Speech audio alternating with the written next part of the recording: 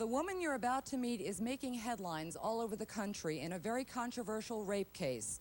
Zan Wilson asked her rapist to wear a condom before he attacked her.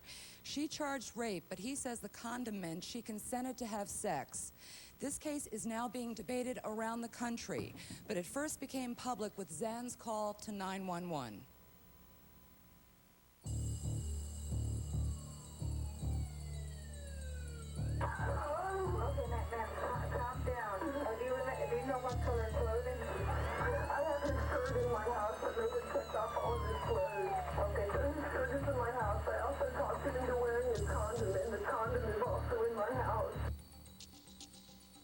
It was with this frantic phone call that Elizabeth Zan Wilson started a battle that could change history for all women.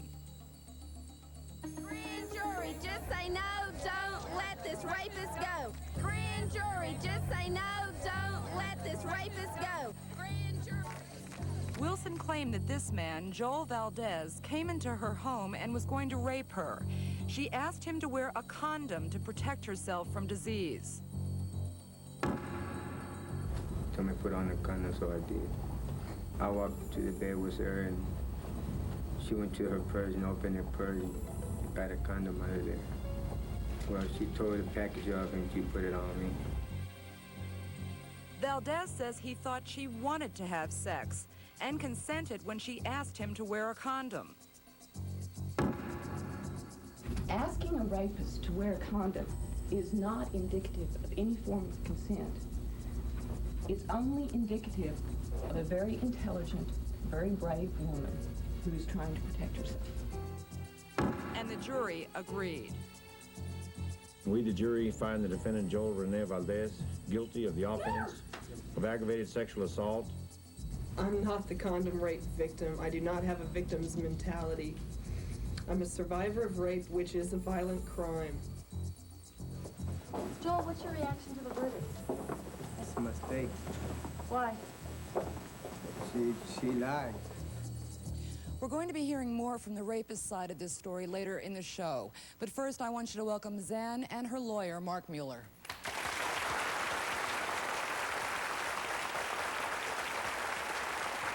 Appreciate you being here.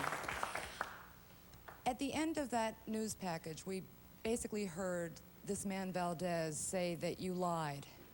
What do you think when you hear him say that? It's real easy to blame the victim, isn't it? Takes the blame off of himself. He knows what he did was wrong. But at first, there were two grand juries impaneled in this case that's been going on. The first grand jury didn't believe your side of the story. Why? It's real hard to answer. Again, it's real easy to blame the victim. Society doesn't like to know that there are really bad people out there. And I wish I would have been able to be there for the first grand jury so I could answer that question a little more clearly. For those who may not be familiar with what happened, can you give us a sense, going back to last September, you were sleeping at the time and what happened? I had just gone to bed, in bed for maybe 5 minutes, and my dog started barking, and I went to my bedroom door and saw a man standing in my hallway. And I then shut the door, turned on the light, and picked up the phone to call 911. He did burst through the door, pulling the lock out of the door panel and knocked the phone out of my hands, and at that time I saw that he had a knife. And then what happened?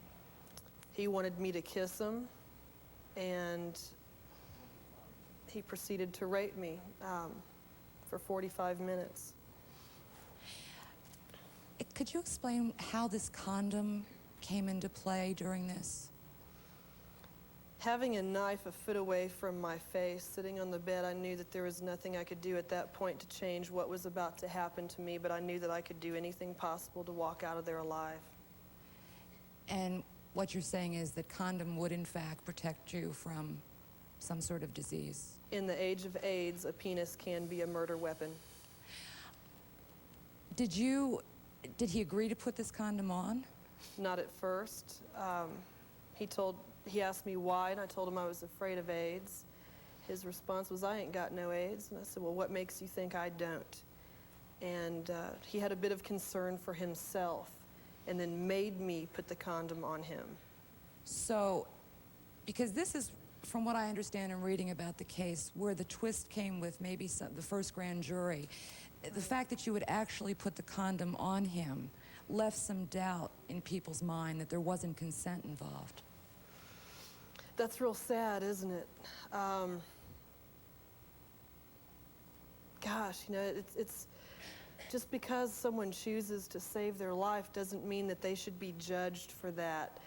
And the first grand jury, I would love it if I could turn back the tables of time and have them stand in my shoes for 5 minutes during that 45-minute time period and then look me in the eye and tell me it was consent.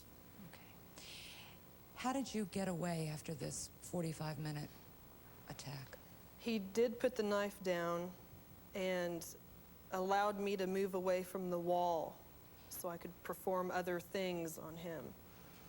And at that time, that was my only chance. I was between him and the knife, and he happened to lay the knife down next to a pair of sewing scissors that I had, and I picked up both and told him that if he laid one more hand on me, I was going to kill him.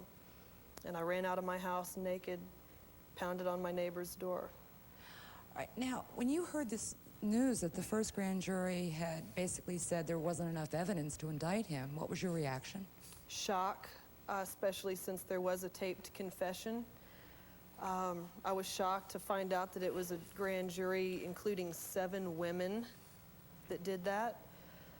And it just gave rapists a stamp of approval saying it's okay. We're not going to indict any of you, it's okay. At this point, I mean, you've just gone through something, I can't even imagine what you went through. How are you dealing with this? Was it? I've had extensive counseling.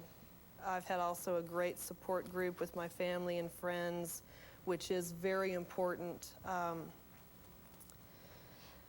And just refusing to let him go, to do it to my sister or to do it to anyone here in this audience or yourself. I refused to do it, and that helped build a lot of strength within myself. Just directing that anger And properly. channeling. What happened after the first, I mean, was he out on the streets after the first grand jury failed to indict? He was released for 12 hours before I was told that he was out of jail and before the second charges were brought up. So he was out on the streets? He was out on the streets for 12 hours. And they didn't tell you? No, they did not. That's a violation of victim's right number 2. Now, when you found that out, what did you decide to do? I was extremely angry, and I wanted to raise some cane with the DA's office and find out why they chose to put my life on the line. Because if this man breaks into my house once with a knife, what is to say that he's not going to come back and kill me? So at this point, did you find Mark? Yes, I did. The same day that I found out about the no bill, I called Mark. The no bill being a failure to indict by the grand jury. Correct. Now, when you heard her story, this was going to be a lawsuit. She wanted to get to the DA, basically, in this whole case. What did you think when you heard the story? Well, it was pretty obvious from seeing her that her story was true. I'm a volunteer counselor for the Rape Crisis Center in Austin, and I've seen situations like this before, and I've handled cases for people that have been raped before. And she was terribly distraught. She couldn't believe this had happened to her. She couldn't believe that they could not get an indictment with someone that had broken into her apartment with a knife and who had, in essence, given a confession. It was shocking. She was nervous. She was scared of the system. She didn't know where to turn to or what she could do. She felt like she'd been raped twice, and she didn't know what she could do about it. What made the difference the second time around with the grand jury as far as you're concerned? Let me ask you first. Well, she testified, for one thing. She got to talk to the grand jury herself, and I don't know what the presentation was the first time. It's a secret proceeding, so we don't really know. The district attorney the second time, Dana Blasey, did an excellent job, I'm sure, of putting on the proof necessary to get the indictment the second time. The grand jury was sensitized to rape trauma, what those things mean to a person. But there's also a huge public outcry over this case. You think that obviously made a difference, Dan? If so, it's very unfortunate. It's very possible that that did open the eyes of people and make them realize that this is not indeed consent. Self-defense is not the same as consent. The second grand jury, though, I do know got to hear the confession tape. I'm not sure if they heard it the first time. And again, they did get to meet me and ask me questions. Terrible ordeal in talking with other rape survivors to go through this trial. You feel like you're victimized still again. What were your feelings going through this trial? During the trial itself, I felt that it was coming to full circle for me. I did not accept a 30-year plea bargain. I thought I could do better in trial. Could I stop you there? Sure. Are you saying that Valdez, in fact, agreed that he was to plead guilty? That was their offer to me. He agreed to plead guilty to aggravated rape and get 30 years. So, but 30 years was not enough as far as you were concerned? No, because it's a life sentence for me. And I believe that I had to take the chance. I had to take a gambling risk to see if I could get him more time, because a rapist deserves maximum sentence. Sitting in that courtroom, I'm sure you probably remember it vividly. Did you look at this man as you were testifying? Yes, I did. And what were you feeling then? Hatred. Pure hatred. It was also very empowering, though, to be able to point at him and identify him to the court that this is the man that raped me. The ball was in my court, and I felt very strong doing it. Is that what, I mean, he had taken something from you that you'll never get back, I would guess. And Correct. you were, in fact, you had power over him in that scenario. I took the power back the day I prosecuted. All right, now, the verdict came in. You're still smiling. Yeah. I can't wipe it off my face, because there is a lot of people out there that know the truth. And for a rapist to get guilty from a jury makes the survivor feel very good, because they know that she told the truth. But the sentence was also important to you. And what did the sentence, how did that net out? I was pleased with it. Again, a life sentence to me is appropriate for any offender of a violent crime. But 40 years was 10 more years than the plea bargain, and I was very pleased with that, because he will not be eligible for parole for at least 10 years. The majority of rapists that are even convicted in Texas get probation the first time. So This was quite a... this was important, I think, in turning people's perception of the crime around. This is a serious violent crime on people. It's not a probation offense. Before we go into a break, I do want to ask you, because there are people who just feel very strongly that if there's a condom involved, whether it's a violent act or not, that somehow consent is also involved. I laugh in their faces. The only thing I consented to is to walk out of my house and live 7 years down the line. Okay. It's my life, and I have that choice. All right. We're going to take a break right now. Later, we're going to hear the other side of this story and what Zan's attacker says really happened that night. But first, we'll meet a convicted rapist who says when a woman asks for a condom, she's agreeing to have sex. We'll be back.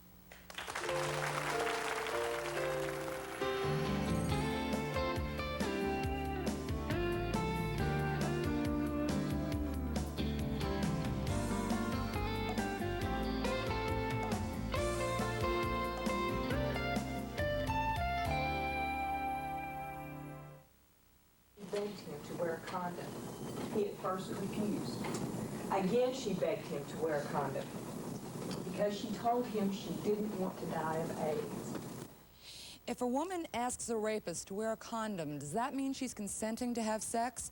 Zan Wilson says no. She took her case to court and put her rapist behind bars.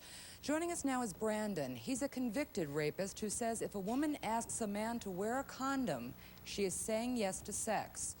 But Julie disagrees.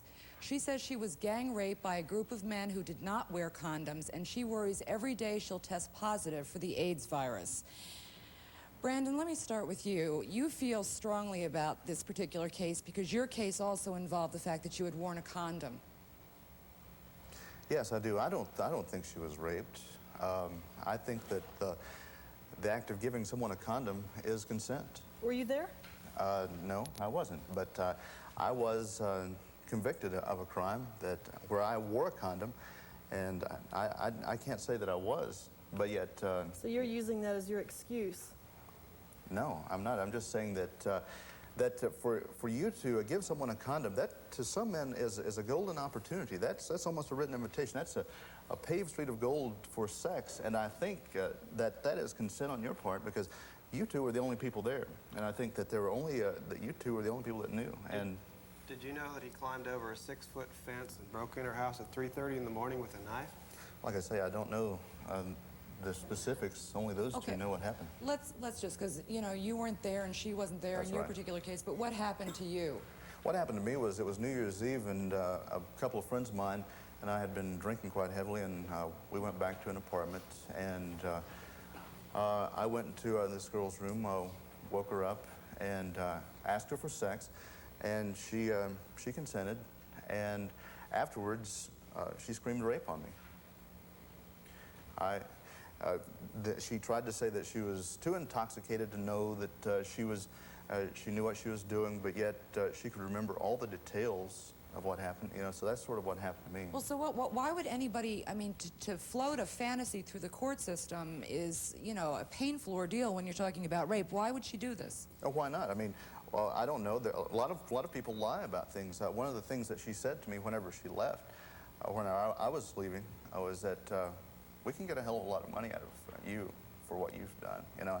And at that time, I didn't even know that I was going to be charged with rape. I wasn't charged with rape till a day and a half later. But the jury believed her and not you. Why do you think that is? Well, I think that times are changing. I think that women can basically say anything and have it believed. Sure they can. I mean... So if I go in and tell my male boss that because I'm a woman I deserve a $5 an hour raise, that I'm going to get it because I'm female? I think basically, because you told your little story in court, they believed you, and this guy got 30 or 40 years in prison. I think that you basically killed a man. I think you did. Okay. Right. I have a real good question. How many women in this audience would lie about rape to go through the trial? Well, wait a minute. To go I have through to, all I have of to say that basically you can lie. I mean, there are a lot of reasons. People would put themselves through that. But the thing about it is that people will lie. And, you know, maybe it was a bad mistake. It was a mistake that I had sex. What is the point? Why would a person lie in front of hundreds of people? Save face. I don't know. Save face for what? Then maybe you're it was a lying bad right now to mistake. save face for yourself. Why would I come out here and lie? Why would we come out here and lie? I think basically All right. you do. I think you are lying. Okay. Julie, you had also been through something terrible when you were a freshman in college. What happened to you? I was 18 years old, and I was called by a friend in the early evening, and he asked me to come down to his room to study with him and one of my friends. And I knew I wasn't getting any studying done in my room, and so I agreed to go down. I walked in the room, and before I knew what was happening, the door was slammed behind me. Someone grabbed my arm, twisted it behind my back, and I completely froze. Look at the situation. And there was 3 other students that I recognized standing before me. I was thrown onto a lazy boy reclining chair where one boy stood on both sides of me, grabbed my wrists and my ankles and held me down. I started to scream, and so a pair of dirty sweat socks were shoved in my mouth. A 3rd boy climbed on top of me, grabbed my neck, and held me down while they proceeded to rip at my clothes and rape me, one at a time, laughing the entire time they were doing so. The one who had originally called me, I believe at that point he finally realized what he had done because he refused to look at me. I was thrown out of the room, hit a brick wall, and my books that I had brought to study with were thrown on top of me. I was in such pain that I couldn't walk, and I crawled out the door, the emergency exit, where I hid behind a bush and vomited until I was dry heaving.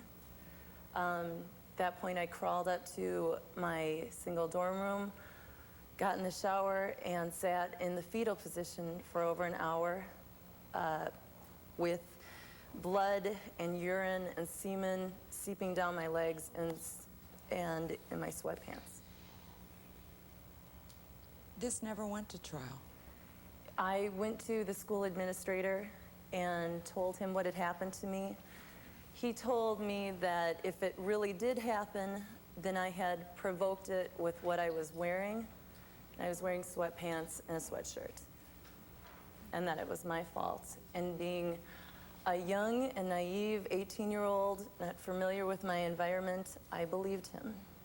And looking back on that, what, 5 years ago this happened? 4 years, yes. What do you feel about it today?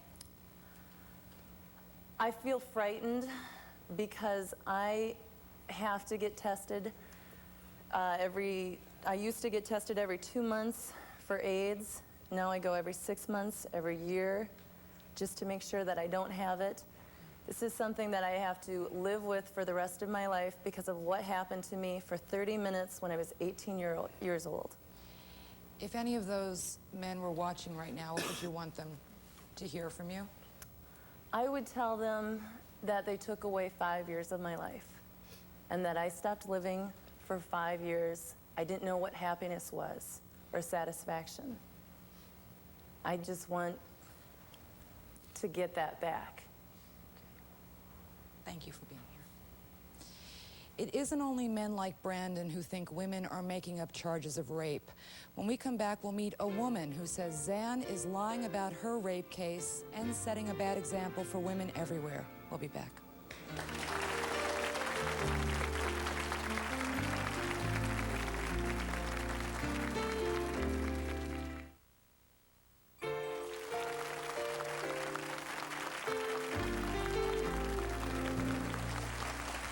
We're talking with a woman who some people say is the bravest woman alive.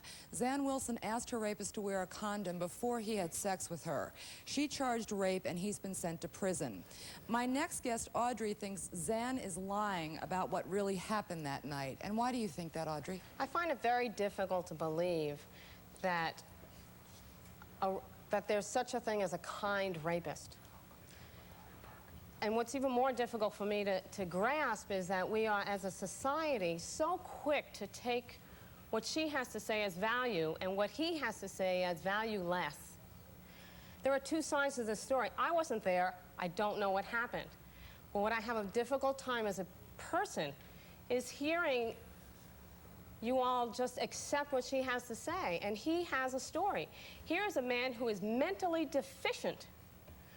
Were it she that were mentally deficient, it would be a totally different story. That's a new piece of information for us. What you're saying is he has an IQ of about 71, I understand, which means he's borderline developmentally disabled. Right. All right. And to you, that makes a difference? Well, it seemed to have made a difference in a number of cases where the woman was mentally disabled. What about the fact that he had a weapon? We don't hear his story. The little that I heard of his story is he was coming to the house to protect her. He heard noises outside. They live in the same development. There is some sort of knowledge about each other. I don't know what it is. And I'm not all that quick to presume one story over another. Okay. I think we should, it's important to know that there are two stories in this story here. The gentleman's lawyer will be out in the next segment, so we'll get more of that story. Just one quick thing. Some rapists do use condoms as part of their modus operandi. There's a serial rapist in Austin, Texas, who has not been caught yet, named the Hyde Park Rapist. That's part of what he does. He breaks into women's apartments, he ties them up, he uses a condom. But how do we account for so many falsely accused rapes? What do we do about that? And then when they are false, what happens to the person who gave that accusation? What happens there? The statistics that I get is something like 1 out of 50 rapes is even reported. Well, according to the New York... I think your numbers are way off According to the New York unit sex crime, 50% of reported rapes are wrong. Now, lots of reasons why people might say things. Human element is lie. People lie, and they lie for different reasons. I want to ask maybe she was embarrassed. Maybe it was a wrong decision of hers, but it was a decision. Excuse me, have you ever been raped? No, I have not. What would you do if a man broke into your house at 2:30 in the morning, held a knife to you, and told you to do these things? Are you going to look at me and tell me I First was of all, lying? I can't answer that because I don't know. Then you but can't the other judge thing me is, you either. know who he was. You know he No, was I didn't. mentally deficient. I did not know him. I did not know he was my neighbor. He lived behind me, so you need to get your facts straight before you judge me. There's a lot to say. Let me just, I want to ask the audience though. And also, it was his reading IQ that was 71. And I tell you what, anyone that has the education of a 7th grader still knows the difference between right and wrong. And so should you. Yeah, you're right. I do. And I know that what he did to me was very wrong, and that's why I I wasn't prosecuted. there. I don't know what happened. Go ahead. The fact that she asked him to use a condom does not mean she consented. I think if he's standing there with a knife at her throat, that she's trying to save her life, and she did what she could. Okay.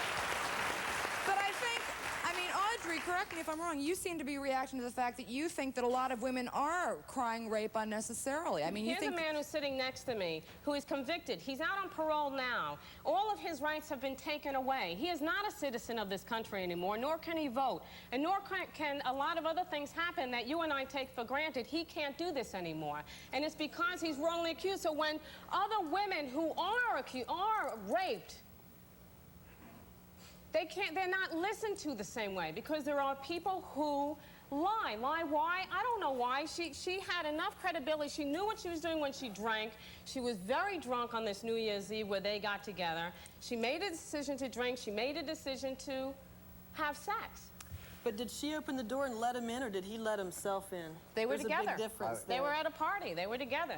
It was an acquaintance from a party. I'd like to say something, too, about this. When a person rapes another person, they lose all rights. They don't deserve to be an American citizen. But I didn't rape anybody. You're not losing rights. And another one But, you know, if I would have raped somebody, I'd agree with you. I'd say I should be behind bars. of your facts that you give of New York or whatever, on a national level, I work for the government, and it's not 50%. 1% of every rape is false. 1%. 1 in 100. Why would a person go through the trauma of a trial and public humiliation for a lie? A simple lie. Good question. I don't Because know why. it rarely Because people happens. lie. Because the survivor doesn't have anything to gain It's from exactly this kind of thinking is why we're still in dark ages. For someone to get up here and give false statistics and ridiculous You can have arguments. statistics work any way you want. I can give you statistics. You can back them up with your statistics. It depends on what side of the fence you're standing on to what statistics you're going to spew out. I'd like to find out what more the audience thinks, if I could, at this point. You had something you wanted to say. Yeah, I think that Zan should be congratulated for acting coolly under a situation where she basically made the best of a situation. She doesn't have to go through the experience that the woman on the left had, where she has to be tested for AIDS. But let me ask you about Brandon. Brandon's here to tell us he didn't do something. His life has changed dramatically. What do we have to say to Brandon? Anybody have something to say to him? What? Stand up. If she was as drunk as you say she was, you obviously have no morals, because if you had any morals, you wouldn't have even had sex with her. But I was drunk as well. And so, Yeah, but you shouldn't have even gone in there and done that.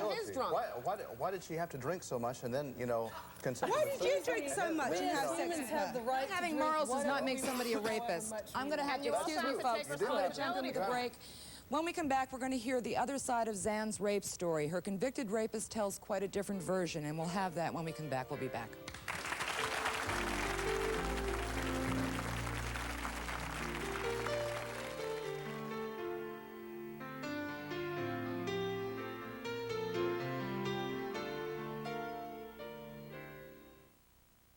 If you've been having an affair with a married man and you finally want to confront his wife, please call 1-800-370-2712.